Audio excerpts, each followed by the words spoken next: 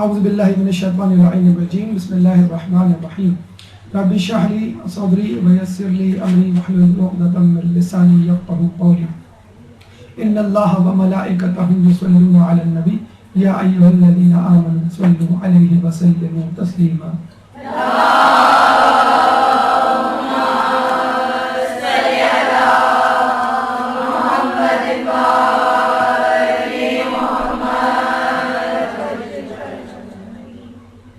ہماری آج کی گفتگو کا موضوع ہے سیرت حضرت ابو طالب۔ ویسے تو ان کی وفات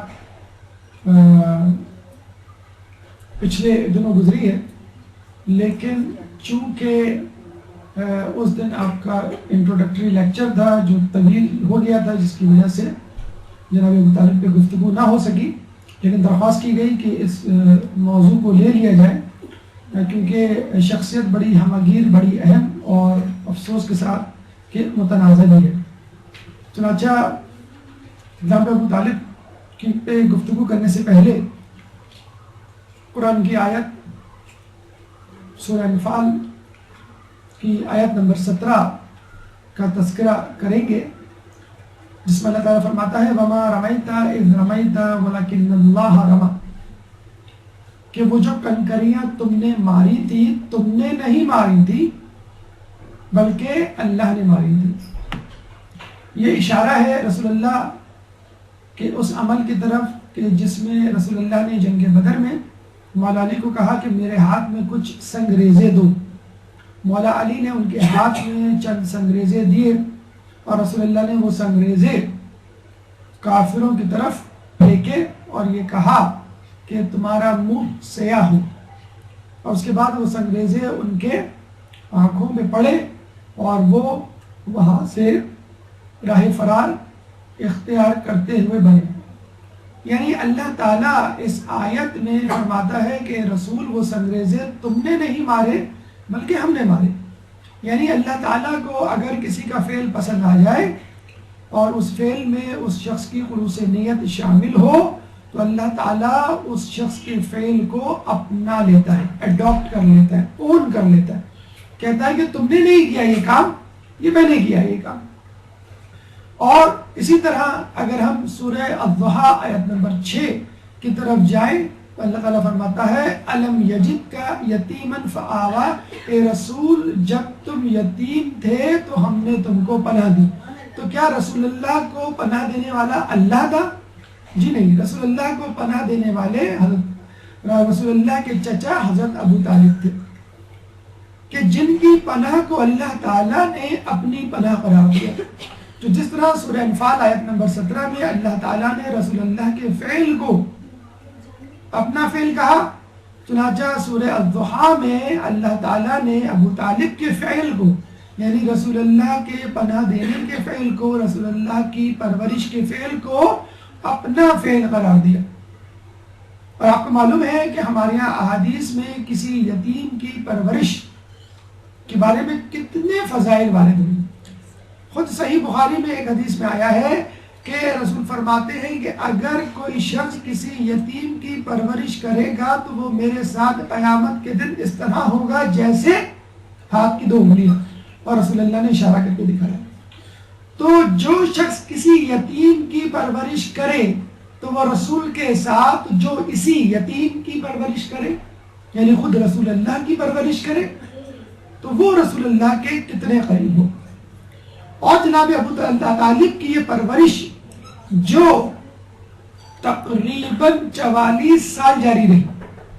حضرت ابو طالب نے رسول اللہ کو 6 سال کی عمر میں اڈاپٹ کیا، پرورش کی ذمہ داری لی، اور اس کے بعد ہجرت مدینہ سے 3 سال پہلے رسول اللہ کی عمر 50 سال تھی، 6 سال میں آپ نے لیا، تقریباً 44 سال رسول اللہ کی زندگی کے حضرت ابو طالب نے ان کو اپنی زیر سایہ پرورش میں گزروائے۔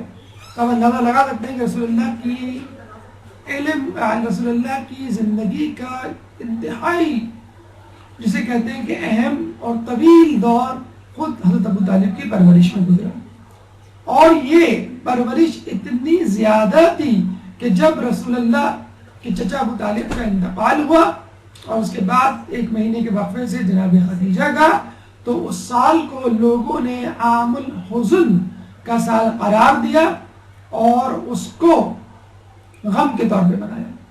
تو رسول اللہ ہی کو حضرت ابو طالب کی معرفت نہیں تھی، اس زمانے میں رسول اللہ کے اصحاب کو بھی معرفت تھی، اور رسول اللہ کے اس رشتے، اس تعلق کو وہ بھی سمجھا کرتے تھے کہ رسول اللہ پہ تربے 2 صدمے کیسے سہیں گے۔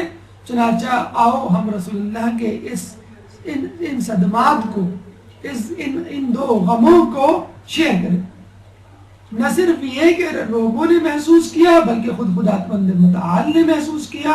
چنانچہ حضرت جبرائیل کو وحی دے کر بھیجا کہ رسول کو کہو کہ رسول اب مکہ رہنے والی جگہ نہیں رہی۔ چنانچہ جبرائیل وحی لے کر آئے کہ اب ہجرت کی تیاریاں شروع کر دیں۔ رسول اللہ نے ہجرت کی تیاریاں، منصوبہ بندیاں شروع کر دی اور 3 سال بعد مدینے سے ہجرت کر گئے۔ لیکن قدرت کا کرشمہ دیکھیے، مکے میں رسول کی حفاظت کا ذمہ ابو طالب کے حصے میں، تو مدینے میں علی ابن ابی طالب کے حصے میں۔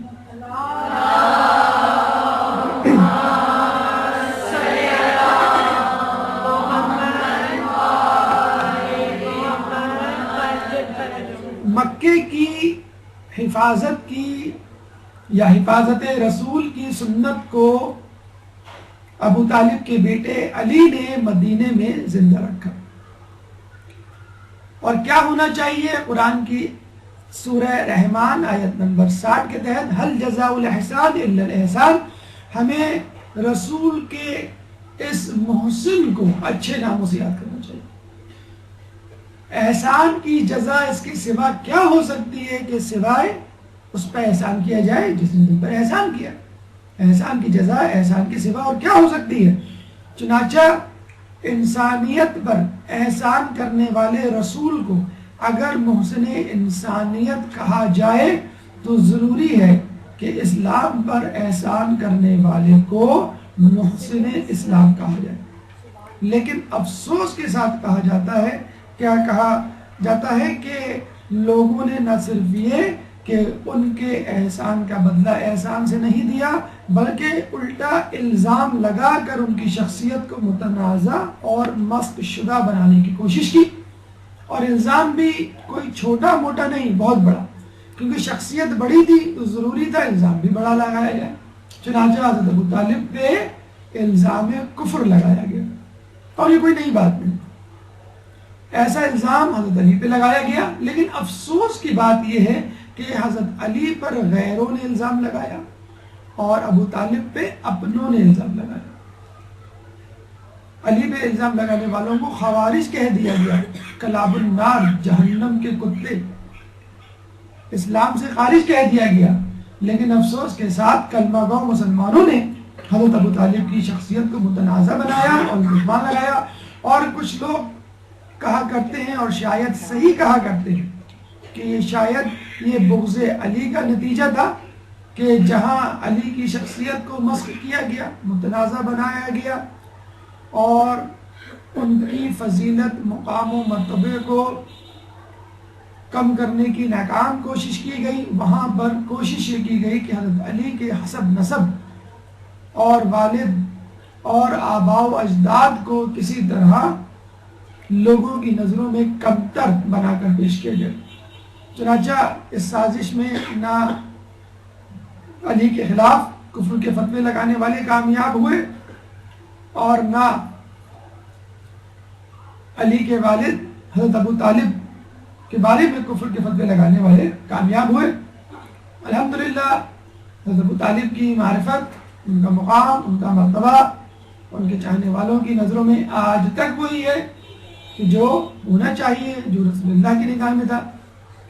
اور آئے دن گاہے بگاہے ہم اس معرفت کو زندہ کرتے رہیں گے، لوگوں تک اس کا پیغام پہنچاتے رہیں گے۔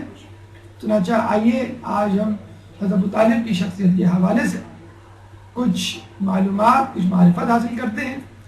گفتگو کا پہلا مرحلہ تعارف ابو طالب، گفتگو کا دوسرا مرحلہ قبل اسلام حضرت ابو طالب کی زندگی، اس کے بعد پرورش رسول میں حضرت ابو طالب نے کیا کیا قربانیاں دی، وقت شہادت حضرت ابو طالب نے کس طرح اقرار اسلام کیا، 5ویں مرحلے میں معصومین کی گواہی حضرت ابو طالب کے سلسلے میں، پھر علماء اہل سنت حضرت ابو طالب کے بارے میں کیا گواہی دیتے ہوئے نظر آتے ہیں،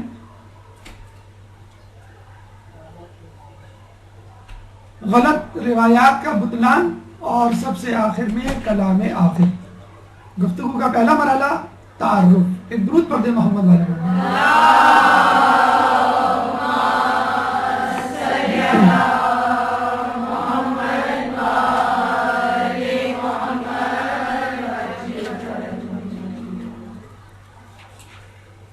حضرت ابو طالب کی ولادت 535 عیسوی، یعنی رسول اللہ کی ولادت سے 35 سال پہلے آپ کی ولادت ہوئی۔ شہادت کے حوالے سے کئی تواریخ ہیں، 26 ربیع الاول جو ابھی گزری ہے کچھ دنوں پہلے، 26 رجب ایک تاریخ ہے، 15 شوال ایک تاریخ ہے، 1 ذی قعدہ ایک تاریخ ہے۔ یہاں پہ سوال پیدا ہوتا ہے کہ یہ 4 تواریخ کیوں؟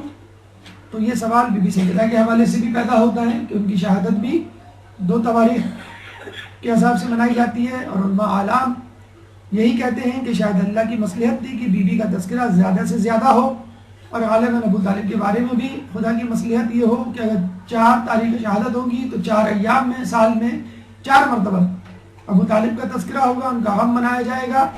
تو جب رسول کے اصحاب پورے سال ابو طالب کا غم منا سکتے ہیں تو ابو طالب کے چاہنے والے 4 دنوں میں ابو طالب کا غم کیوں نہیں منا سکتے؟ بعثت کا 10واں سال تھا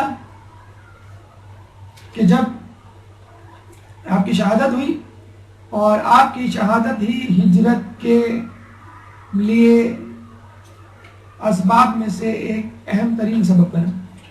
نام عبد المناف اور عمران کے نام سے بھی مشہور ہے، کنیت ان کی ابو طالب ہے، سب سے بڑے بیٹے طالب کے حوالے سے بہت زیادہ حالات ہمیں نہیں معلوم۔ تواریخ میں آیا ہے کہ جنگ بدر میں کفاروں نے زبردستی ان کو اپنے ساتھ لے جانے کی کوشش کی کہ مسلمانوں کے خلاف لڑے، اور آپ راستے میں فرار ہو گئے۔ ان کے آخری اشعار جو ہمیں کتابوں میں ملتے ہیں ان کے ترجمے کے مطابق انہوں نے یہ کہا کہ کفار جو مجھے زبردستی لے جانا چاہتے ہیں، میں دعا کرتا ہوں کہ وہ ہار جائیں، شکست دوچار ہوں اور شرمندہ ہوں۔ اس سے اندازہ ہو سکتا ہے کہ حضرت ابو طالب کے بڑے بیٹے طالب بھی حضرت ابو طالب کے کیمپ سے تعلق رکھتے تھے اور مومن تھے۔ القاب میں سید البطحا ان کا لقب ہے، سید یعنی سردار، بطحا زمین کو کہتے ہیں، ایسی چٹیل میدان والی زمین کہ جس میں پانی کی گزرگاہ شامل ہو، کشادہ زمین کو بھی کہا جاتا ہے۔ خود مکہ مکرمہ کو بطحا کہا جاتا ہے کیونکہ مکہ مکرمہ سے آب زمزم، چائے زمزم، چشمہ زمزم گزرتا ہے، اور یہ وہاں کے سردار تھے۔ اپنے باپ حضرت عبد المطلب کے بعد سردار بنے، اور نہ صرف سردار بنے بلکہ حاجیوں کی میزبانی بھی ان کے ذمہ آئی۔ والد عبد المطلب بن ہاشم بن عبد المناف بن قصی،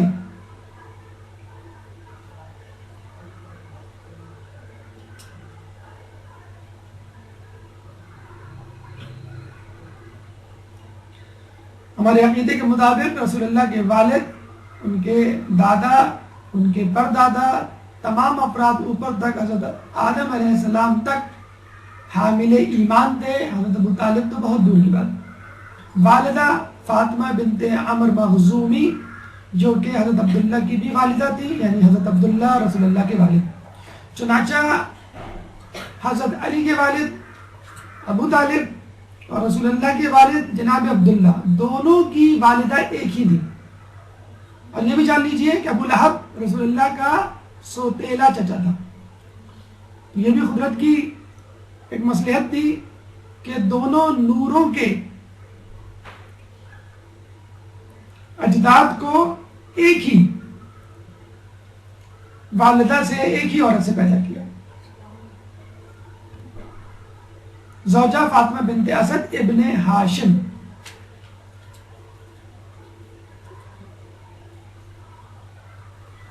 ہاشم کے دو بیٹے تھے، اسد اور عبد المطلب. عبد المطلب کے بیٹے ابو طالب اور اسد جو کہ ہاشم کے بیٹے تھے ان کی بیٹی فاطمہ.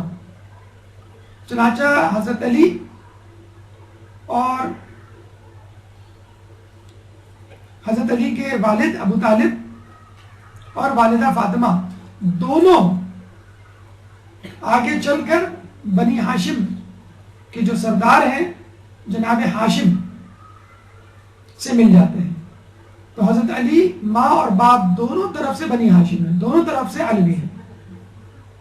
آپ کی اولادوں میں 7 اولادیں ملتی ہیں، 4 بیٹے 3 بیٹیاں. 4 بیٹوں میں طالب بڑے بیٹے جن کی کنیت ابو طالب کی وجہ سے آپ مشہور ہوئے، جناب عقیل مسلم بن عقیل کے والد جو سفیر حسین کہلاتے ہیں اور کوفے میں امام حسین کی آمد سے پہلے شہید کر دیے گئے. جناب جعفر، پورا نام جعفر طیار، اور طیار ان کو اس لیے کہا جاتا ہے یعنی پرواز کرنے والا کہ جنت میں ان کو 2 پر دیے جائیں گے، کیونکہ جنگ موتا میں ان کے دونوں بازو قلم کر دیے گئے تھے. چنانچہ بازو کی شہادت خود اپنی شہادت سے پہلے دینے کی سنت بنی ہاشم میں پرانی ہے. جنگ موتا میں جناب جعفر طیار نے اپنے دونوں بازو دیے اور حضرت عباس نے کربلا میں اپنے دونوں بازو دیے. علی ابن ابی طالب کے بارے میں آپ لوگ بخوبی آگاہ ہیں. تو آپ نے دیکھا کہ تمام بیٹے اپنی حیثیت اپنی فضیلت میں یکانہ تھے. 3 بیٹیاں ام ہانی، جمانہ اور ربدہ. ام ہانی کے بارے میں ملتا ہے کہ یہ وہ خاتون تھی کہ جن کو یہ شرف حاصل ہوا کہ جن کے گھر سے رسول اللہ نے شب معراج کا سفر طے کیا، شروع کیا. تو یہ 7 اولادیں تھیں حضرت ابو طالب کی. جناب عقیل کی اولادیں، جناب جعفر کی اولادیں، خود حضرت علی کی اولادیں، تمام کی تمام کربلا میں جو ہے شہادت دیتے ہوئے اور اللہ کی راہ میں قربانی دیتے ہوئے نظر آتی ہیں. ہماری گفتگو کا دوسرا مرحلہ قبل اسلام حضرت ابو طالب کے حوالے سے گفتگو. ایک درود پڑھ دے محمد والے محمد.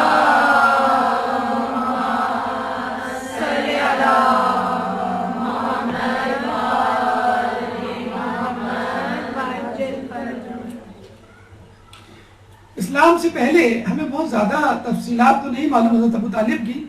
ہاں یہ معلوم ہے کہ تاریخ میں کسی بھی باب میں، کسی بھی صفحے پہ، کسی بھی سطر پہ آپ کی بت پرستی، شراب نوشی، جوئے کا تذکرہ نہیں ملتا، نہ اپنوں کی کتابوں میں نہ اغیار کی کتابوں میں. چنانچہ اگر حضرت ابو طالب کا ایمان ثابت نہیں تو کفر بھی ثابت نہیں. یہ بات اب ثابت ہو گئی، مسلمہ ہو گئی کہ حضرت ابو طالب کا اگر ایمان کافی ثابت نہیں تو کفر بھی کوئی ثابت نہیں کر سکتا. پیشے کے حوالے سے تاجر تھے، گندم اور عطریات پرفیومز کی تجارت کیا کرتے تھے. گندم انسان کی ضروریات میں سے ایک اہم ضرورت، عطریات انسان کی زینتوں میں سے ایک اہم ضرورت، اور ایسی زینت جس کے بارے میں کہا گیا ہے کہ خوشبیات یا معطریات یا عطریات میں اسراف نہیں، کہ جس کو لگا کے آدمی نماز پڑھے تو نماز کی افضلیت میں، نماز کے درجے میں، نماز کے فائدے میں اضافہ ہو جاتا ہے. اور یہ کہا جاتا ہے کہ انہوں نے تجارت اپنے لیے نہیں کی بلکہ اپنے لوگوں کے لیے کی، مکے کے رہنے والوں کے لیے کی. باقاعدہ ایک تجارتی نمائندے، ایجنٹ بن کر انہوں نے ملک سفر کیا، مثلا یمن، شام، مصر، لبنان وغیرہ، اور وہاں جا کے لوگوں کو اس بات میں قائل کیا کہ بھئی آپ ہر سال حج کے موقع پہ، عمرے کے موقع پر خانہ کعبہ کی زیارت کو تو آتے ہیں. اچھا اس زمانے میں حج عمرہ اپنے انداز سے ہوا کرتا تھا. لوگ بہرحال اسلام سے تو ناآشنا تھے لیکن اپنے طور پہ یہ سمجھا کرتے تھے کہ بہرحال یہ خدا کا گھر ہے، عظیم مقدس عبادت گاہ ہے. چنانچہ مسلمان تو کیا، کئی عیسائی بھی آیا کرتے تھے. اسی لیے ابرہہ نے خانہ کعبہ پہ لشکر کشی کی تھی کہ خود عیسائی لوگ بھی اس گھر کی عظمت کے معتقد تھے. تو حضرت ابو طالب نے ان کو اس بات میں قائل کیا کہ بھئی آپ حج عمرہ زیارت وغیرہ کے لیے تو آتے ہیں، جب آپ آئیں تو اپنی اپنی سوغات اپنے ساتھ لے کر آئیں. ہم میں سے جو خریدار ہوں گے وہ آپ کے مال کو خریدیں گے، ان کو شام یا لبنان نہیں آنا پڑے گا، مصر نہیں آنا پڑے گا. اور یہ بھی ہو سکتا ہے کہ یمن کے لوگ اپنی سوغات مصر کے لوگوں کو، مصر کے لوگ اپنی سوغات شام کے لوگوں کو بیچیں. مثلا یمن کی چادریں شام کے لوگوں کو بیچیں اور شام سے جو ہے وہ کاٹن خریدیں مصر سے، اور مصر کے لوگ شام کو جو ہے اپنے کاٹن بیچیں اور شام کے لوگ اپنے خشک میوے. یعنی اپنی اپنی سوغات کے لیے ایک دوسرے ممالک جانے کی ضرورت نہیں ہے. مکہ معظمہ جب آپ آئیں تو وہ خود تجارتی مرکز بن جائے گا خود بخود، اور خود مکے والے بھی اپنی چیزیں اپنی سوغات بیچ سکتے ہیں، مثلا کھجوریں وغیرہ. تو اس طرح مکہ معظمہ اس زمانے کا ایک بزنس ہب بن گیا. بالکل ایسے ہی جیسے آج کل دبئی UAE کے شیخوں نے یہ کام کیا کہ اپنے کلائنٹس کو یہ کہا کہ آپ یہاں پہ پیٹرول بھروا سکتے ہیں، ہم ڈسکاؤنٹ پہ دیں گے، آپ یہاں شاپنگ کر سکتے ہیں، ہم ڈیوٹی فری شاپس لگائیں گے. چنانچہ پروازوں نے وہاں پر آنا شروع کیا، دنیا کا تو دوسرا یا تیسرا بڑا ایئرپورٹ بن گیا، اور اس بہانے ان کی بزنس، ان کا جو ہے معیشت کو استحکام ملا. تو حضرت ابو طالب کی بزنس اسٹریٹجی سے نہ صرف خود ان کو بلکہ مکے والوں کو زیادہ فائدہ ہوا. حضرت ابو طالب فقط تاجر ہی نہیں تھے، اور ہمارے یہاں تو مشہور ہے اگر کوئی آدمی تاجر ہو، بزنس مین ہو، تو اس کو شعر و شاعری یا کسی فن سے لگاؤ نہیں ہوتا. حضرت ابو طالب کی شاعری اتنی مشہور ہے کہ کہا جاتا ہے کہ اگر وہ حضرت علی کے والد نہ ہوتے یا رسول اللہ کے چچا نہ ہوتے تو شاید مشہور شاعر کے طور پہ مشہور ہوتے، زیادہ مشہور ہوتے. گفتگو سے زیادہ وہ شاعری کیا کرتے تھے، اور شاعری بھی لہو لعب والی شاعری نہیں، ایک ایسی شاعری جس سے انسان کے ایمان کو تازگی ملے. حضرت ابو طالب کے 3000 اشعار فقط توحید پرستی پر مشتمل ہیں.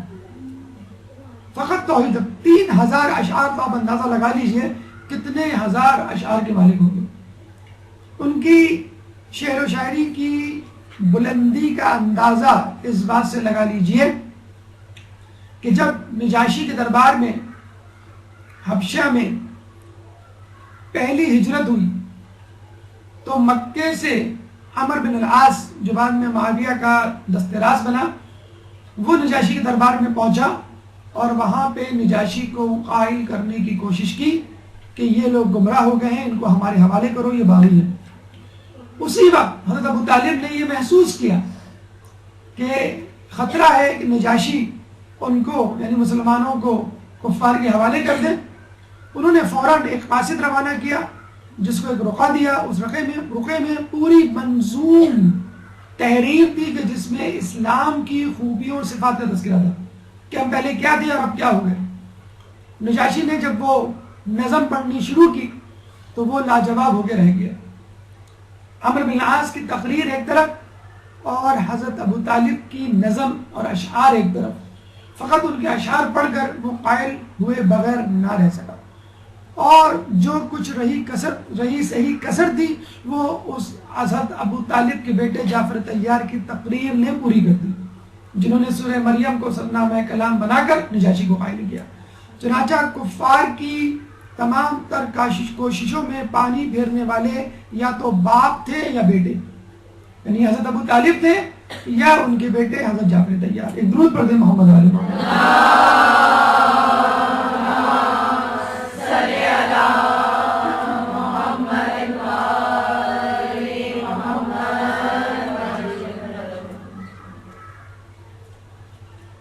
بہادر سپاہی. عموماً شعر و شاعری کا لڑائی جھگڑے سے کوئی تعلق نہیں ہوتا، لیکن جب جہاد کی بات آئے گی، جب مظلوم کو حق دلانے کی بات آئے گی تو لڑائی جھگڑا پھر جہاد کہلائے گا. بہت بہترین سپاہی، بہادر سپاہی، اتنے بہادر سپاہی کہ مکے کے ہر قبیلے کے لوگ ان کو اپنے ساتھ جنگ میں لے جانا چاہتے تھے کہ تم ہمارے ساتھ چلو، ہمارے ساتھ لڑنا مت، فقط ایک خیمے میں بیٹھے رہنا، تمہاری موجودگی اور تمہاری حمایت ہمارے لیے کافی ہے ہمارے دشمن کو پچھاڑنے کے لیے. بالکل ایسے ہی ہے کہ جیسے کسی ٹیم میں کسی مشہور پلیئر کو شامل کر دیا جائے، نہ اس کو کھلایا جائے اور نہ اسے کوئی خدمت لی جائے، فقط نام لکھ دیا جائے اپنے سامنے والے مخالف اپوننٹ پر ایک نفسیاتی تاثر چھوڑنے کے لیے۔ اور آپ نے دیکھا ہوگا فٹ بال کا میچ ہو، کرکٹ کا میچ ہو، کسی کا بھی میچ ہو، وہ مشہور پلیئر اگر کسی ٹیم میں موجود ہوتا ہے تو اس کی موجودگی کافی ہے ٹیم کو جتوانے کے لیے۔ تو حضرت ابو طالب کی موجودگی کافی ہوتی تھی۔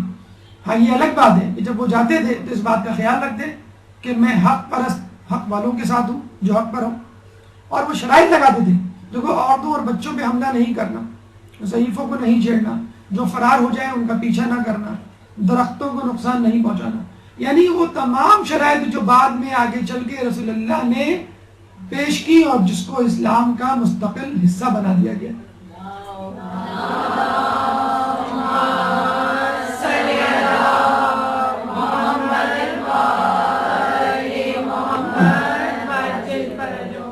کہا جاتا ہے کہ ہمارے چھٹے امام سے کہا گیا ہے کہ یہ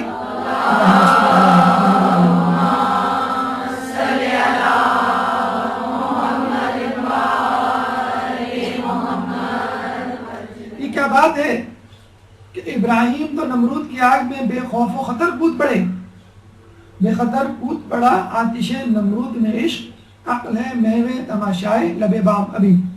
تو ابراہیم علیہ السلام تو فوراً کود پڑے اور موسیٰ علیہ السلام سانپوں کو دیکھ کے تھوڑا سا ڈر گئے۔ تو امام نے جواب دیا کیونکہ ابراہیم کے صلب میں ہم اہل بیت کا نور شامل تھا، تو جس کے صلب میں علی ابن ابی طالب کا نور شامل ہو وہ کیسے لمحے بھر کے لیے بھی ڈر سکتا ہے۔ تو یہ بہادری اور سپاہیانہ پن حضرت علی کے آباء و اجداد میں شروع ہی سے بدرجہ اولیٰ موجود تھا۔ عہدے کی ہم بات کریں، یقیناً ایسا شخص جو شاعر بھی ہو، بہادر بھی ہو، لوگوں کا خدمت گزار بھی ہو، اس کو یہ پہنچتا ہے کہ وہ سردار بنے۔ چنانچہ عہدہ سقایت و رفادت حج، یعنی حاجیوں کو پانی پلانے کی ذمہ داری اور ان کی میزبانی، کھانے پلانے کا انتظام، یہ آپ کے ذمہ تھا۔ سید البطحات ہے، یعنی جو سردار ہوتا ہے اس کے ذمے حاجیوں کی نگرانی بھی ہوتا ہے، اور یہ لقب آج تک وہاں کے لوگوں نے اپنے پاس رکھا ہوا ہے، خادم الحرمین والشریفین۔ یہ الگ بات ہے، اس کے ساتھ ساتھ وہ کچھ اور بھی ہیں، یعنی خادم الحرمین والشریفین والامریکین۔ تو اس زمانے میں ایسا نہیں تھا، حقیقت میں وہ خادم الحرمین والشریفین تھے، اس لیے کہ وہ اپنے زمانے میں پیسے نہیں لیا کرتے تھے کھانے پینے کے۔ آپ مکے جائیں، سب سے قریب ترین جو زمزمہ ٹاور ہے وہاں ٹھہرے 5 دن کے لیے 12 لاکھ روپے دینے پڑیں گے۔ اب اندازہ لگا لیں، 12 لاکھ، اس جیسے 14 ٹاور بن رہے، 40 ٹاورز بنیں گے، 40 ٹاورز میں آپ اندازہ لگا لیں کتنے لوگ بیٹھیں گے، اور 12 لاکھ کے حساب سے کیا ریٹ ہوں گے۔ اس وقت تو تقریباً 70% ریونیو آمدنی سعودی عرب کو تیل کی مد میں ہوتی ہے، لیکن آئندہ آنے والے دور میں ان کی نظریں جو ہے وہ حج کی آمدنی پر ہیں، کیونکہ تیل کی قیمت سعودی عرب میں 50% کم ہو چکی ہے۔ جو حالات چل رہے ہیں، جہاں جگہ جگہ اپنی جو ہے ٹانگ اڑائی بھی ہے، اس کے حوالے سے 50% تیل کی قیمت کم ہو چکی ہے۔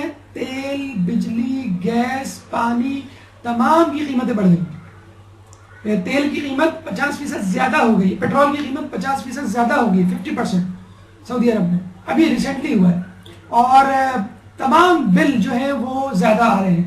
ابھی جو آنے والا دور ہے اس میں ان کو بڑی مشکلات ہیں۔ دوسری بات یہ کہ امریکہ میں جو آئل تھا ایکسپورٹ ہونا شروع ہو گیا ہے، پہلے تو وہ نکالتے تھے لیکن اپنے تک محدود کرتے تھے، اب ان کی طرف سے یہ ایمبارگو ختم ہو گیا، سیلف ایمبارگو انہوں نے لگایا تھا اپنے آپ کو سیف سائڈ کرنے کے لیے، آنے والے دنوں میں ہمیں اس کی تیل کی ضرورت پڑی، یہ نہ ہو کہ ختم ہو جائے۔ تو دوسروں کا تو تیل جو ہے انہوں نے تیل کی دھار دیکھ کے مزدار جو ہے ان کی بزنس کو جو ہے بالکل ٹھپ کر دیا، اور اب وہ اپنا بزنس شروع کر رہے ہیں، انہوں نے اپنا آئل ایکسپورٹ کرنا شروع کر دیا۔ آنے والے وقتوں میں کچھ معلوم نہیں کہ خادم الحرمین و شریفین امریکین جائیں گے یا برٹین۔ چلیں آگے چلتے ہیں۔ ہم تو بات کر رہے ہیں ایمان ابو طالب کی، بلکہ یہاں تو ہمیں روایتیں ملتی ہیں کہ جب امام سے پوچھا گیا کہ عیسیٰ کے آخری وصی رسول سے پہلے کون تھے، تو جواب ملا امام سے، تو امام نے جواب دیا خود حضرت ابو طالب تھے.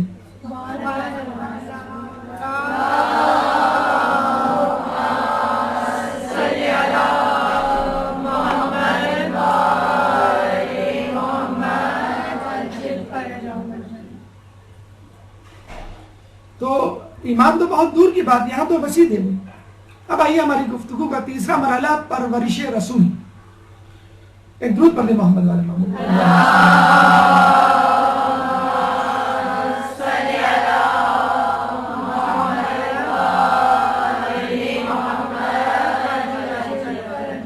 میرے امام کا جو بھی غلام ہوتا ہے نگاہ حق میں وہ عالی مقام ہوتا ہے. کسی کی کر دے اگر پرورش ابو طالب تو کم سے کم وہ نبی یا امام ہوتا ہے.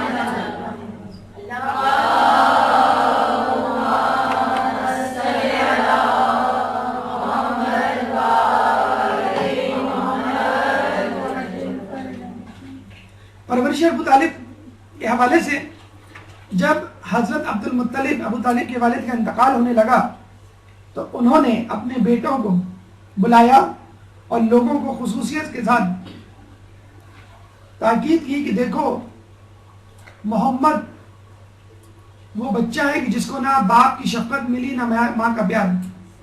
چنانچہ تم لوگوں پہ یہ ذمہ داری عائد ہوتی ہے کہ تم اس کی حفاظت کرو، اس کو محبت دو، اس کی پرورش کرو. اور خصوصی طور پہ حضرت ابو طالب کی یہ ذمہ داری لگائی کہ تمہیں محمد کو اپنے ساتھ رکھنا ہے.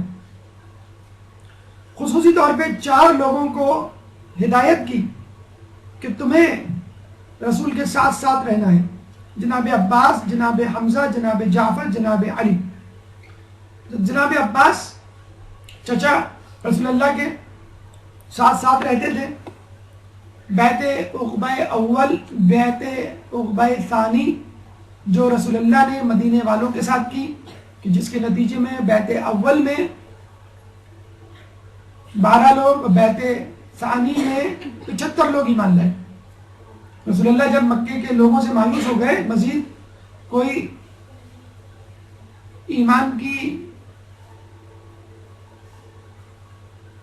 جسے کہتے ہیں کہ امید نظر نہ آئی قبول کرنے کی، تو رستے میں بیٹھ جایا کرتے تھے حاجیوں کے اور حج پہ آنے والوں کے، زیارت کرنے والوں کے، مکے کے، کعبے کے، ان کو تبلیغ کیا کرتے تھے. تو مدینے کے لوگ بھی آیا کرتے تھے.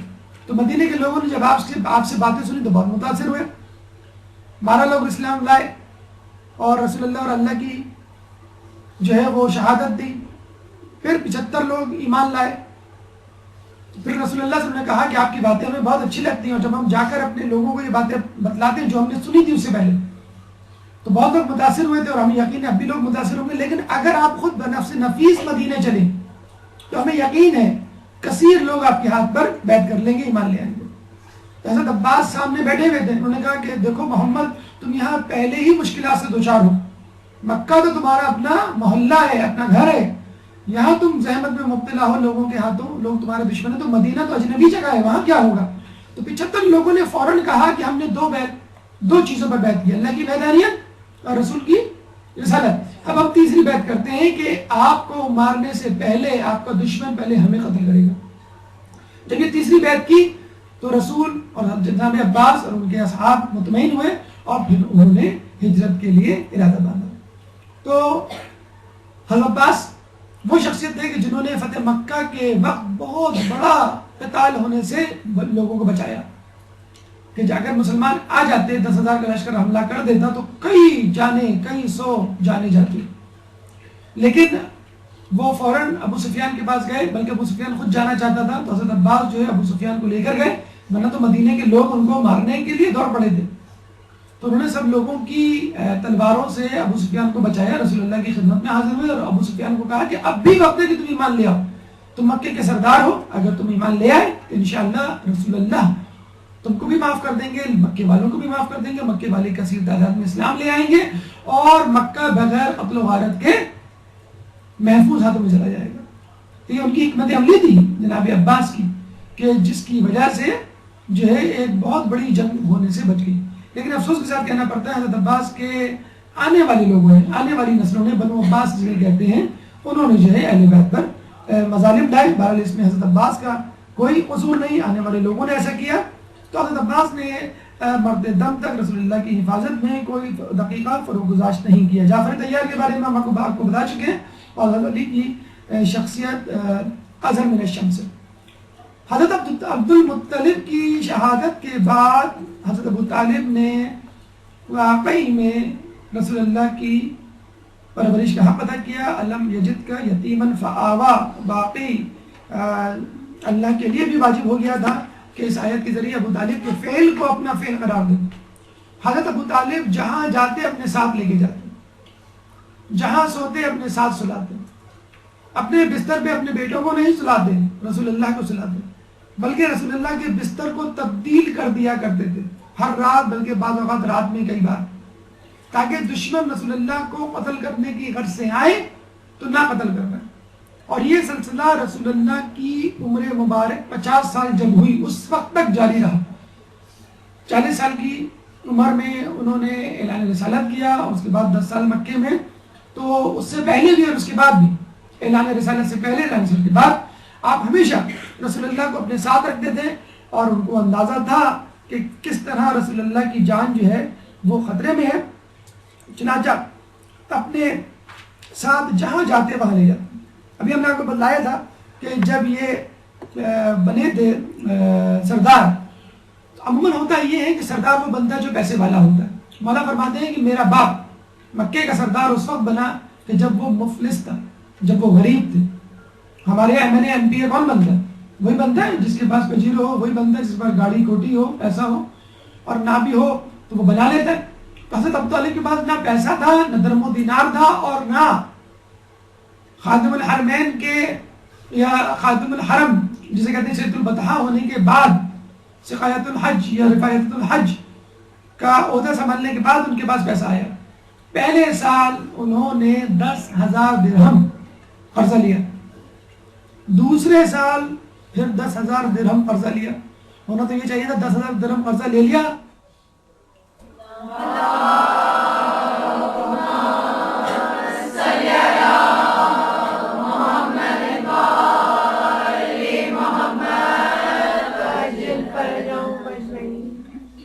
ہونا تو یہ چاہیے تھا کہ 10,000 قرضہ لیا تو اگلے سال 20,000 بنا لیتے, پھر 30, پھر 40, نہیں, دوسرے سال بھی 10,000 قرضہ لینا پڑا. اس کا مطلب کیا ہوا کہ وہ بزنس کے لیے حاجیوں کی خدمت نہیں کرتے تھے, پروفٹ نہیں لیا کرتے تھے, اس کا کوئی عوض نہیں لیا کرتے تھے. تیسرے سال پھر 10,000 درہم قرضہ لیا, چوتھے سال مزید 6,000, 16,000 تیسرے سال لیا, تو 36,000 درہم کا قرضہ ہو گیا. اس زمانے میں بہت بڑی رقم تھی. چنانچہ شام کا سفر کرنے کا ارادہ کیا, رسول اللہ کو ساتھ لیا, اور رستے میں ایک عیسائی پادری بحیرہ سے ملاقات ہوئی کہ جو کبھی اپنی خانقاہ سے نہیں نکلتا. اس زمانے میں رسول اللہ کا جب قافلہ وہاں آیا تو وہ فوراً باہر نکلا اور یہ کہا کہ جو بھی قافلہ آیا اس کو بلاؤ, میں اس کی دعوت کرنا چاہتا ہوں. لوگ بڑے حیران ہوئے کہ آپ تو کبھی اپنے حجرے سے, اپنی خانقاہ سے باہر نہیں نکلتے, یہ کون اتنے اہم لوگ ہیں؟ کیونکہ بحیرہ اس زمانے میں ایسے ہی تھا, نعوذ باللہ, جو سمجھیے جیسے رسول اس زمانے میں ان کا نبی. تو بحیرہ نے کہا کہ نہیں, میں بڑی اہم شخصیت کو اس قافلے میں دیکھ رہا ہوں. میں نے دیکھا کہ جہاں جہاں یہ قافلہ جاتا وہاں وہاں بادل سایہ کرتا ہوا جاتا.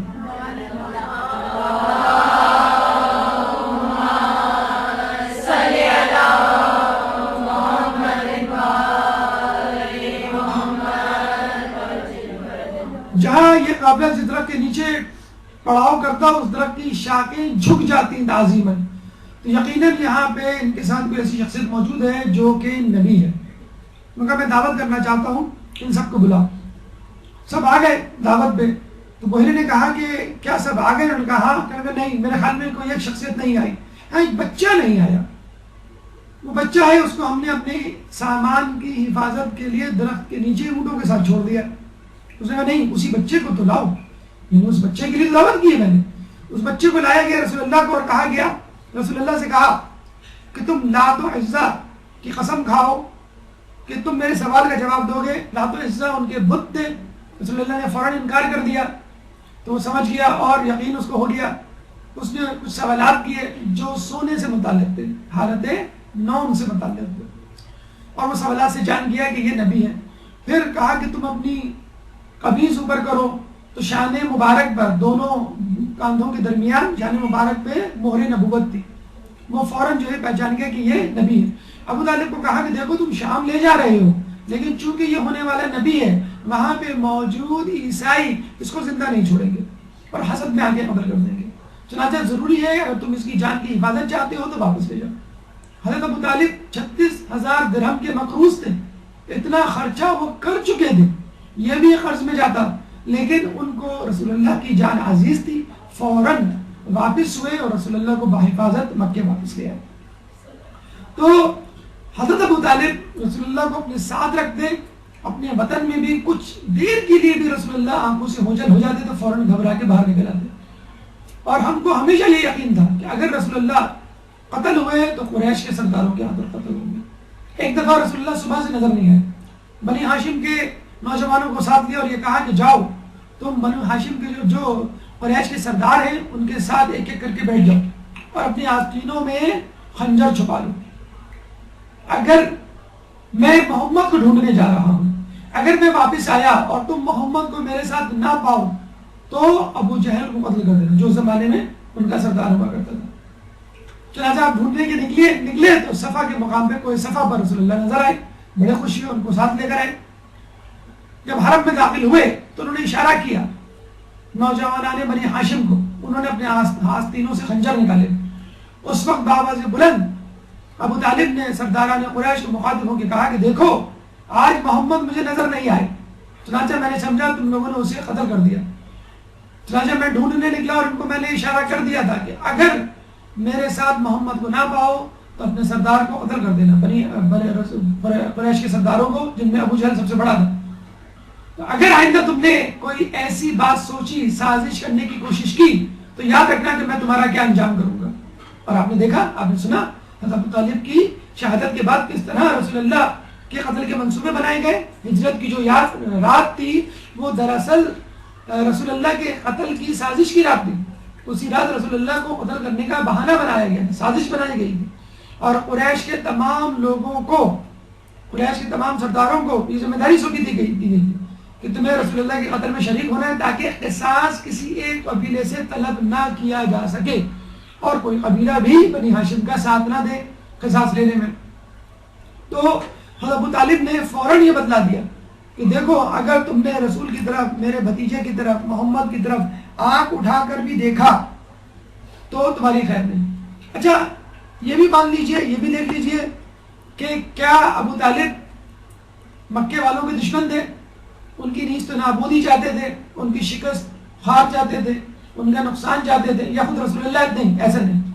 وہ ان کی فلاح چاہتے تھے، دنیا میں بھی اور آخرت میں بھی، اور پوری کوشش کرتے تھے اگر دنیاوی اعتبار سے کوئی فائدہ دے سکے تو دیا کرتے تھے، اور اگر آخرت کے اعتبار سے فائدہ دیں تو دیا کرتے تھے.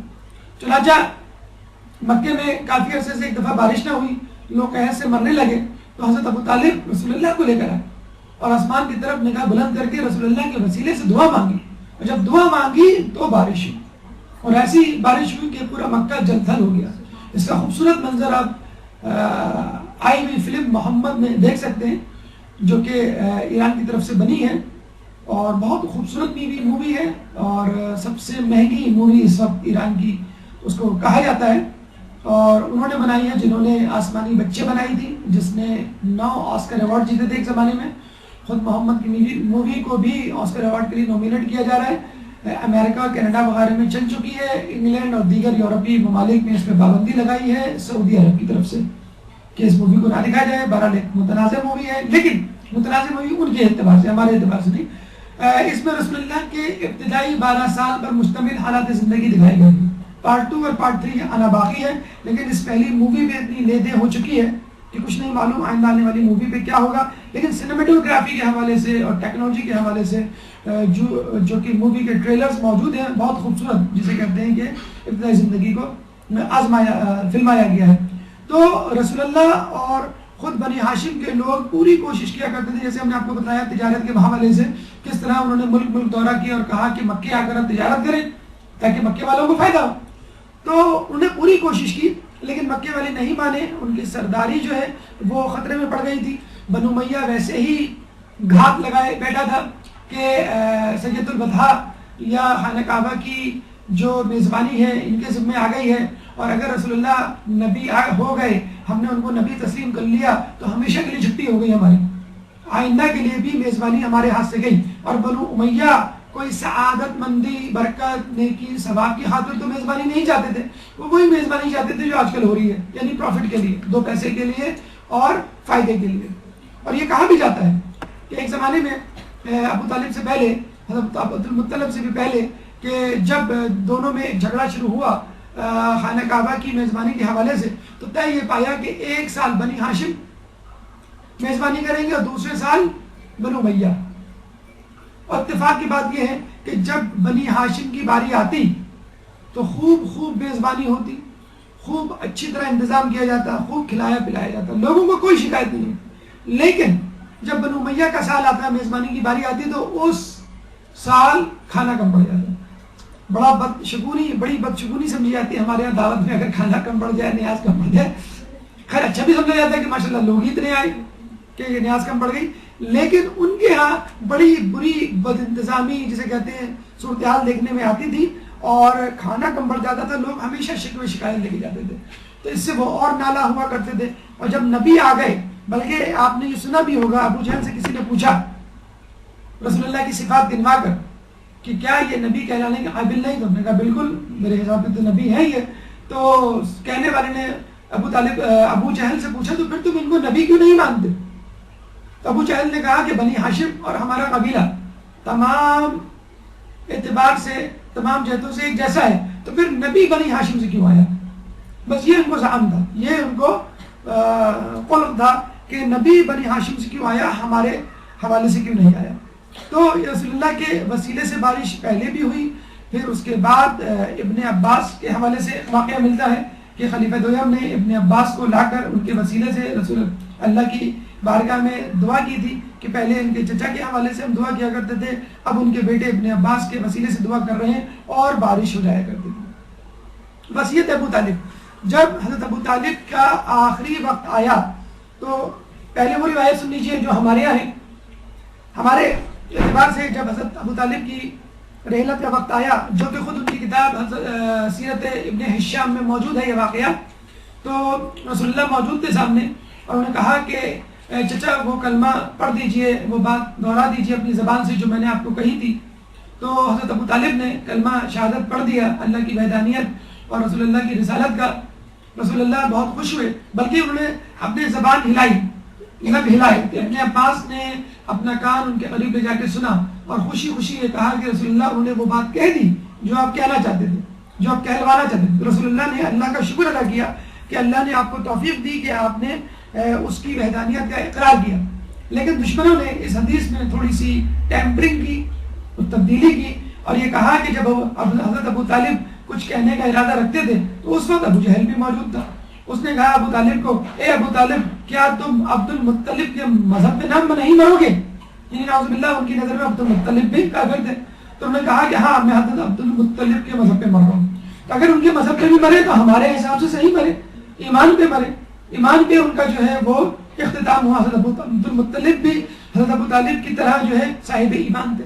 تو لوگوں نے یہ بات پھیلا دی کہ ان کا جب انتقال ہوا تو انہوں نے جو ہے یہ کہنا پسند کیا اور دنیا سے اس طرح جانا پسند کیا کہ میں آخری وقت میں جو ہوں لوگوں کے ڈر سے یا اپنے بھتیجے کے ڈر سے اسلام کیوں قبول کروں، میں اب بھی اسی مذہب پہ رہوں گا جو پہلے تھا۔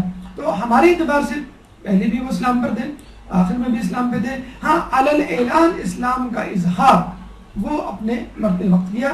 انگوٹھی پہ ان کا نقش موجود تھا، رضیت باللہ ربا و ابن اخی محمد نبیا بے ابن علی وسیا، کہ میں راضی ہوں کہ اللہ میرا رب ہے اور میرے بھائی کا بیٹا محمد میرا نبی ہے اور میرا بیٹا علی وسی ہے۔ یہ ان کی انگوٹھی پہ نقش تھا۔ تو اس سے بھی اندازہ ہو جانا چاہیے کہ آدمی انگوٹھی پہ وہی نقش کرواتا ہے کہ جو اس کا عقیدہ ہوتا ہے، بلکہ انگوٹھی پہ نقش دراصل اس زمانے میں اسٹیمپ کی حیثیت رکھتا تھا۔ لوگ اگر کبھی خط لکھتے تھے تو اپنی انگوٹھی سے دستخط کیا کرتے تھے، وہی ان کی جو ہے وہ ایک مہر ہوا کرتے تھے۔ تو یہ وقت شہادت ان کی وصیت تھی، اور اس سے پہلے بھی وہ کہا کرتے تھے کہ اے بنی ہاشم محمد کی تصدیق کرو، ان کی اطاعت کرو تاکہ ہدایت اور نجات پاؤ. یعنی اپنے لوگوں کو یہ کہہ رہے ہیں کہ رسول کی اطاعت کرو تاکہ تم ہدایت پاؤ. ہدایت کون سی؟ آخرت کی ہدایت. اور اس سے پہلے بھی کہا کرتے تھے کہ اے قریش کے لوگوں، تم رسول اللہ کی بات مانو کہ وہ سب سے بڑھ کر امانت دار یعنی امین، اور سب سے بڑھ کر راست گو یعنی صادق ہیں. یہ ان کا آخری وقت، انگوٹھی کا نقش اور وقت شہادت، ان کی گواہی اللہ کی وحدانیت کے حوالے سے، رسول کی رسالت کے حوالے سے، اور اس کے بعد معصومین کی گواہی خود ابو طالب کے بارے میں. لیکن ایک 5 منٹ کے وقفے کے بعد ایک درود پڑھ دیں محمد علیہ محمد.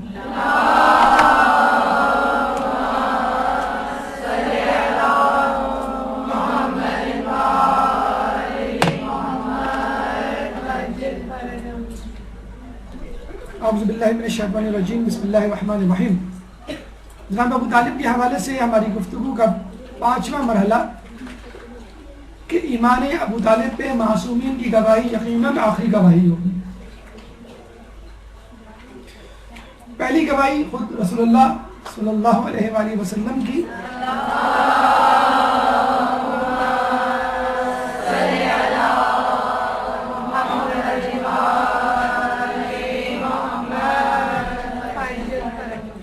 رسول نے فرمایا کہ 4 لوگوں کی خصوصی شفاعت کی اجازت میں نے اپنے رب سے لی ہے، اور وہ ہیں میری ماں، میرا باپ، میرے چچا اور رضاعی بھائی. تو ایمان ابو طالب تو ایک طرف، 4 لوگوں کی خصوصی طور پہ شفاعت رسول اللہ کو ملی ہے، ماں، باپ، چچا اور رضاعی بھائی. مولا علی اپنے والد محترم کے بارے میں کیا فرماتے ہیں؟ اچھا، یہ ان کا تبصرہ یا روایت ذاتی نہیں ہے، بحیثیت امام ہے. آپ فرماتے ہیں کہ قیامت کے دن ابو طالب کا نور اپنی چمک سے دوسرے نوروں کو مات کر دے گا سوائے 5 اشخاص کے: محمد، علی، فاطمہ، حسن، حسین.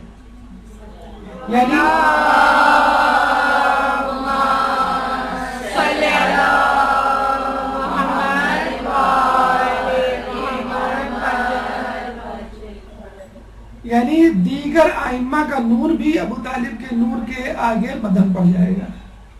اور کیوں نہ ہو، کیونکہ خود ابو طالب رسول اللہ کے پالنے والے، جس نے انسانیت پر احسان کیا اس کا کیا درجہ ہوگا، اور جس نے محسن انسان پر احسان کیا اس کا کیا درجہ ہوگا. پھر آپ فرماتے ہیں، اب ظاہر سی بات ہے یہاں پہ ایک سوال پیدا ہوتا ہے، اگر ایسا تھا تو نزاع ایمان ابو طالب کی بنیاد کیسے پڑی، یہ تنازع شروع کیسے ہوا؟ تو مولا فرماتے ہیں کہ خدا کی قسم ابو طالب مسلم اور مومن تھے، وہ بنی ہاشم کے ساتھ قریش کی دشمنی کے پیش نظر اپنے ایمان کو پوشیدہ رکھتے تھے. اور بہت سیدھی سی وجہ ہے، اگر وہ اپنے ایمان کو ظاہر کر دیتے تو جو پہلا نقصان ان کو اٹھانا پڑتا وہ سید البطحاء یا سرداری سے ہاتھ دھونا. اور جب وہ سرداری سے ہاتھ دھو بیٹھتے تو پھر وہ طاقتور شخصیت نہ رہتے اور وہ رسول اللہ کی مدد نہ کر سکتے. چنانچہ ظاہری طور پہ اپنے آپ کو کافر ثابت کیا، ظاہر کیا، لیکن اندرونی طور پہ وہ مومن، جس کا تذکرہ بھی آگے آئے گا کہ اگر وہ کافر ہوتے تو پھر حضرت علی کو خصوصی طور پہ کیوں کہتے اور دیگر افراد کو کیوں کہتے کہ تم رسول اللہ کے ساتھ نماز پڑھو، رسول اللہ کی مدد کرو. خود رسول اللہ کو کبھی انہوں نے منع نہیں کیا، خود حضرت علی کو کبھی منع نہیں کیا. جب کفار آئے تھے ابو طالب کے پاس یہ کہنے کہ تم اپنے بھتیجے کو سمجھاؤ، تو جب حضرت ابو طالب نے رسول اللہ سے بات کی تو انہوں نے کہا کہ اگر میرے سیدھے ہاتھ پہ سورج اور دوسرے ہاتھ پہ چاند رکھ دیا جائے تو بھی میں اس کام سے باز نہیں آؤں گا، چاہے اس راہ میں میری جان چلی جائے یا اللہ مجھے کامیابی سے ہمکنار کرے۔ تو ابو طالب نے یہ نہیں کہا کہ اب میری ذمہ داری تم پر سے اٹھ گئی، بلکہ یہ کہا کہ تم اپنے کام کو جاری رکھو، میں قریش کے لوگوں سے خود نمٹ لوں گا۔ تو اس موقع پر بھی انہوں نے جو ہے اگر رسول اللہ سے بات کی تو حکمت عملی کے حوالے سے بات کی ہوگی، یہ نہیں کہا کہ قتل اس کو چھوڑ دو یا میں تمہارا ساتھ نہیں دوں گا۔ یہ بہترین وقت تھا کہ جب وہ یہ کہتے تھے، اور انہوں نے یہ کہا کہ قریش والوں نے کہا ہے کہ تم ان کے دین کے بارے میں یہ باتیں کرتے ہو، ان کے دین کے بارے میں، یہ نہیں کہا کہ تم ہمارے دین کے بارے میں ایسی باتیں کرتے ہو۔ تو قریش کی شکایت کے باوجود اچھا انہوں نے یہ بھی کہا تھا کہ یا تو تم محمد کو ہمارے حوالے کر دو یا تم خود بات کر لو، تو نہ انہوں نے بات کی، یعنی اصرار کیا اس کام کو چھوڑنے پہ، اور نہ رسول اللہ کو قریش کے حوالے کیا۔ خود حضرت علی نے اپنی اولادوں کو اپنے والد ابو طالب کے لیے حج نیابت جسے کہتے ہیں بجا لانے کی تاکید کی، جو ہم کرتے ہیں اکثر فلاں مرحوم کی طرف سے حج۔ تو مجھے بتائیے کہ حج کس کی طرف سے ہوتا ہے؟ اگر ابو طالب نے پہلے حج نہیں کیا تو پہلے تو حج واجب نہیں تھا، رسول اللہ کے انتقال سے 1 سال پہلے ہوا۔ حضرت علی نے جب اپنی اولادوں کو حج بجا لانے کا حکم دیا تو یقیناً کسی مسلمان کے لیے ہی حج ہوتا ہے، کافر کے لیے نہیں ہوتا۔ تو یہاں سے بھی یہ بات ثابت ہو گئی کہ حج جو ہے وہ حضرت ابو طالب کے لیے تھا، اور حضرت ابو طالب اسلام کے لیے تھا۔ ایک درود پڑھتے محمد والے محمد۔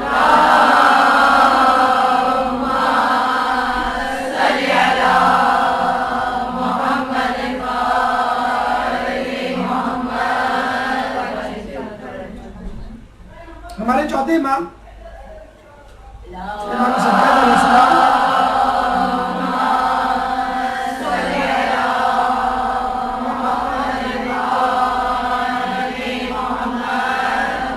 سے جب پوچھا گیا ایمان ابو طالب کے حوالے سے، انہوں نے کہا کہ یہ کیسے ممکن ہے کہ ایک مسلمان عورت کافر مرد سے نکاح میں رہے اس کے کفر کے باوجود۔ اگر ابو طالب کافر تھے تو یقیناً اغیار کی نظر میں فاطمہ بنت اسد تو مسلمان تھی، اگر وہ مسلمان تھی تو کس طرح ابو طالب کے نکاح میں تھی؟ اس کا مطلب ہے دونوں مسلمان تھے، اور اگر وہ کافر ہو گئے تو ان کا نکاح ٹوٹ جانا چاہیے۔ جس طرح رسول اللہ کی زوجہ جناب میمونہ کے شوہر ہجرت حبشہ کے دوران حبشہ والوں سے متاثر ہو کے عیسائی ہو گئے تھے، تو نکاح فسخ ہو گیا، ان کا ٹوٹ گیا۔ اگر وہ واپس آتی تو اپنے قبیلے میں واپس نہ جا سکتی تھی، چنانچہ پھر رسول اللہ نے ان سے نکاح کیا۔ اور خود نکاح تو بہت دور کی بات ہے، حضرت ابو طالب اور فاطمہ بنت اسد کے نکاح کی بہت دور کی بات ہے، انہوں نے تو خود رسول اللہ اور جناب خدیجہ کا نکاح پڑھایا، اور یہ بھی کوئی بڑی بات نہیں۔ بڑی بات یہ ہے کہ نکاح کی ابتدا اس خطبے سے ہوئی جس میں اللہ کا نام لیا گیا، اللہ کی حمد بیان کی گئی۔ خود رسول اللہ کے بارے میں کہا جاتا ہے کہ رسول اللہ نے کبھی بھی کسی کافر کے ساتھ بیٹھ کے کھانا نہیں کھایا، کافر و مشرک کے ساتھ بیٹھ کے کھانا نہیں کھایا سوائے ابو طالب کے۔ تو اس کا مطلب کیا ہوا کہ حضرت ابو طالب کافر نہیں تھے، مشرک نہیں تھے، مومن تھے، جبھی رسول اللہ نے ان کے ساتھ کھانا گوارا کیا۔ جب ہمارے 5ویں امام امام محمد باقر علیہ السلام سے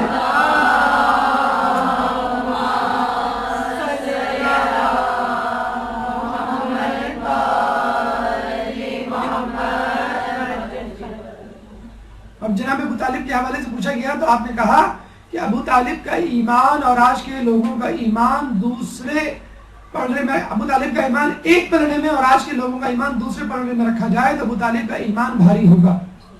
اب اندازہ لگا لیجئے امام باقر کے علیہ السلام کے زمانے میں کتنے بڑے بڑے پکے راسخ العقیدہ شیعہ اور مومنین ہوا کرتے تھے، لیکن ان کا ایمان تمام لوگوں کا ایک طرف اور جناب ابو طالب کا ایمان ایک طرف۔ جناب ابو طالب کا ایمان تمام لوگوں پر بھاری ہوا۔ چھٹے امام امام جعفر صادق علیہ السلام فرماتے ہیں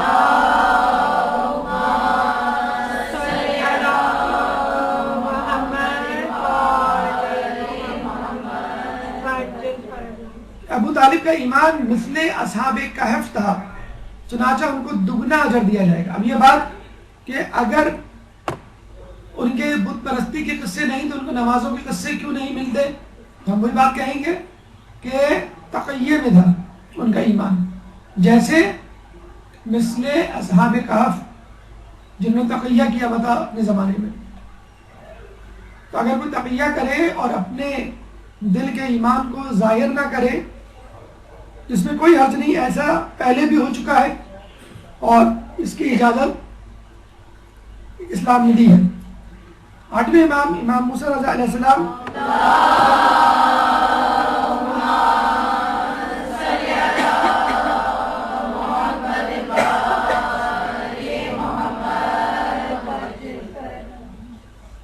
کہا کرتے تھے، جب ان سے ایمان ابو طالب کے بارے میں پوچھا گیا تو انہوں نے کہا کہ ایمان ابو طالب میں شک کرنے والے کا ٹھکانہ جہنم ہے.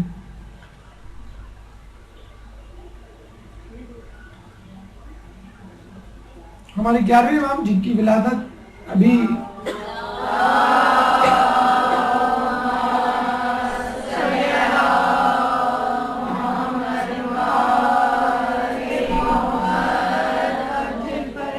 ربیع الثانی کو آنے والی ہے، جمعرات کے دن، وہ فرماتے ہیں کہ ابو طالب کا ایمان مومن آل فرعون کی طرح تھا. فرعون کے دربار میں جو مومن ان کا وزیر ایک تھا کہ جس کے بارے میں کہا جاتا ہے کہ اس نے اپنے ایمان کو چھپایا ہوا تھا، تقیہ میں تھا، اور کسی طرح اس کی زبان سے کبھی خدا کا کلمہ یا نام نکل گیا تو پھر بادشاہ کو شک ہوا اور اس نے ان کو شہید کروا دیا. تو اصحاب کہف، مومن آل فرعون، اس طرح کی کئی مثالیں تاریخ میں ہمیں ملتی ہیں کہ جب لوگوں نے اپنے ایمان کو دشمن کے ضرر سے بچنے کے لیے چھپایا، اور یہی کام حضرت ابو طالب نے بھی کیا. لیکن کبھی بھی ان کو بت پرستی، شراب، جوئے اور دیگر محرمات میں نہیں دیکھا کسی نے. اب آئیے ہماری گفتگو کا چھٹا مرحلہ، علماء اہل سنت ابو طالب کے بارے میں کیا کہتے ہیں. درود پڑھ دیں محمد علیہ وسلم.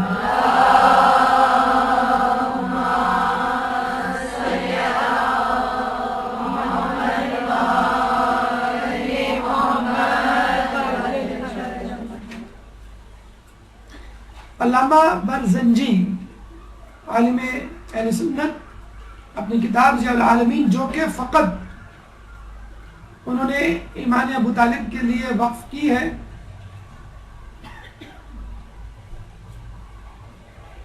جس میں پورا چیپٹر ایمان ابو طالب کے حوالے سے ہے، دلائل پیش کیے انہوں نے ایمان ابو طالب کے. اس کے بعد امام احمد فرماتے ہیں کہ ابو طالب سے کینہ کفر کے ارتکاب کے برابر ہے، یعنی کینہ بھی رکھنا، ان کے بارے میں کوئی دشمنی والی بات دل میں رکھنا. علامہ تلمسانی فرماتے ہیں ابو طالب کو برائی سے یاد کرنا رسول اللہ کو دکھ دینا ہے، اور ایسا شخص قتل کے قابل ہے.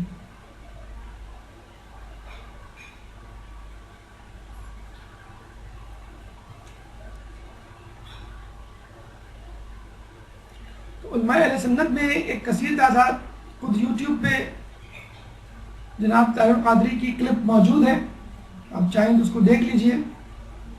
کئی علماء اہل سنت کے ریفرنسز، حوالہ جات اس میں موجود ہیں. تاریخی کتابوں میں سیرت ابن ہشام سر فہرست ہے کہ جس میں حضرت ابو طالب کے ایمان کے بارے میں واقعات موجود ہیں.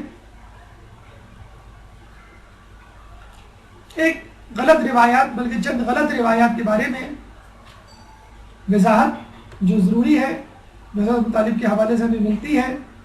صحیح بخاری کے ایک حدیث کے مطابق جہنم میں کم ترین عذاب ابو طالب کو دیا جائے گا، نعوذ باللہ، کہ جس میں ان کو آگ کی جوتیاں پہنائی جائیں گی جن کی تپش سے ان کا دماغ ابل پڑے گا، نعوذ باللہ نعوذ باللہ.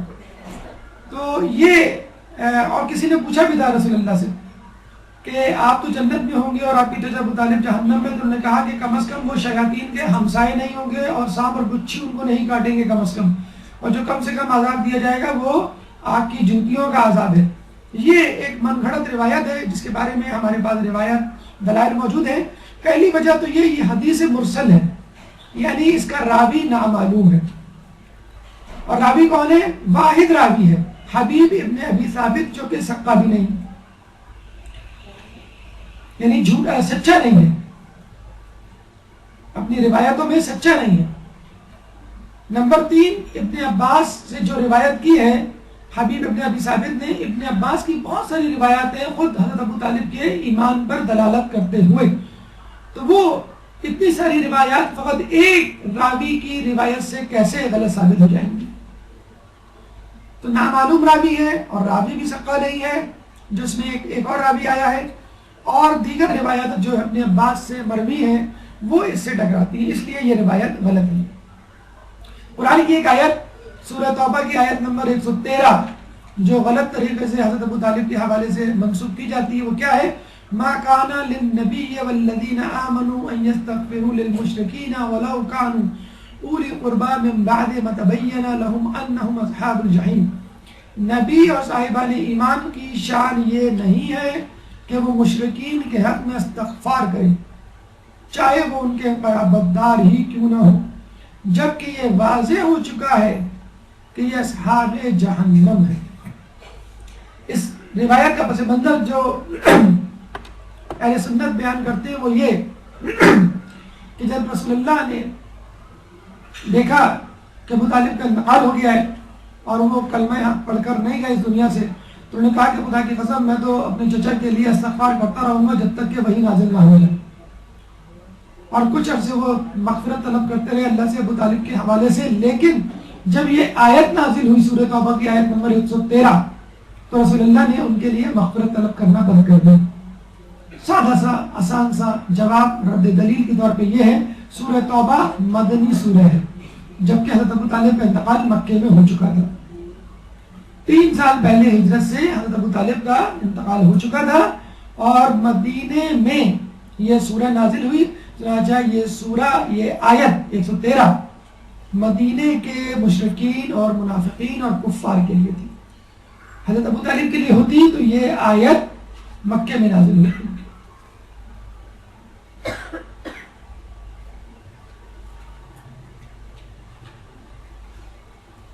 تو یہ حدیث اور یہ روایت دونوں اپنے دور پہ غلط منسوخ کی گئی ہیں.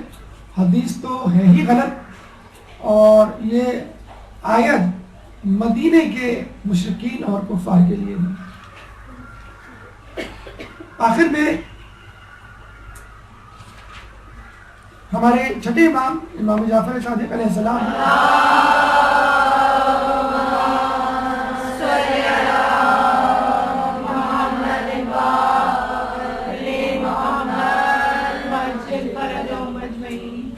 چھٹے امام کے پاس ایک شخص آیا اور کہنے لگا فلاں شخص نے مجھ سے قرض لیا ہوا ہے اور وہ قرض واپس نہیں کر رہا، میں نا امید ہو چکا ہوں، میں کیا کروں؟ امام نے کہا کہ تم 5 شخصیتوں کی نیابت میں طواف کرو،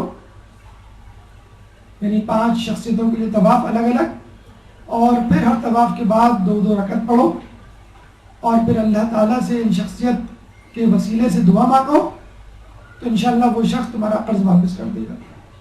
اچھا وہ شخص بھی موجود تھا اس وقت حج کے موقع پہ وہاں پر.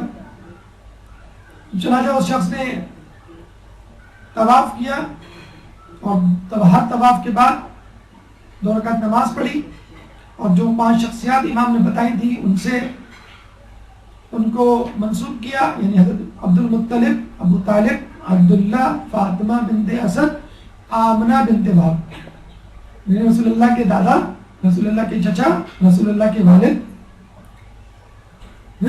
رسول اللہ کی چچی فاطمہ بنت اسد اور رسول اللہ کی والدہ آمنہ بنت وہب. ان 5 شخصیت کے حوالے سے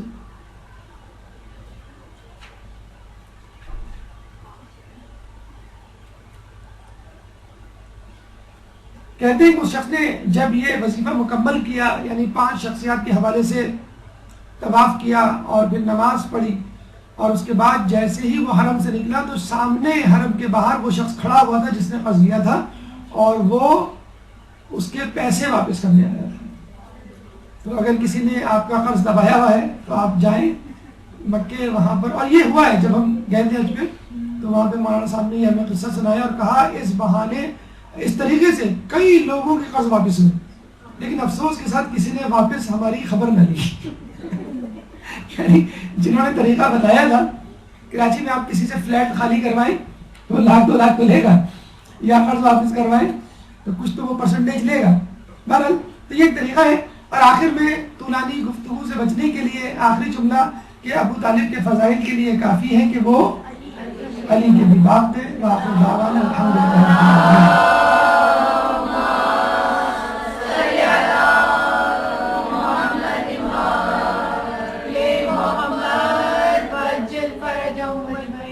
برحمتك يا أرحم الراحمين وصلى الله على محمد وآله الطاهرين.